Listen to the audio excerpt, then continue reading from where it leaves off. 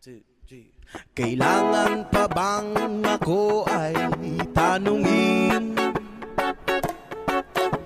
Kailangan pa bang sa'yo ay bigkasin na mahal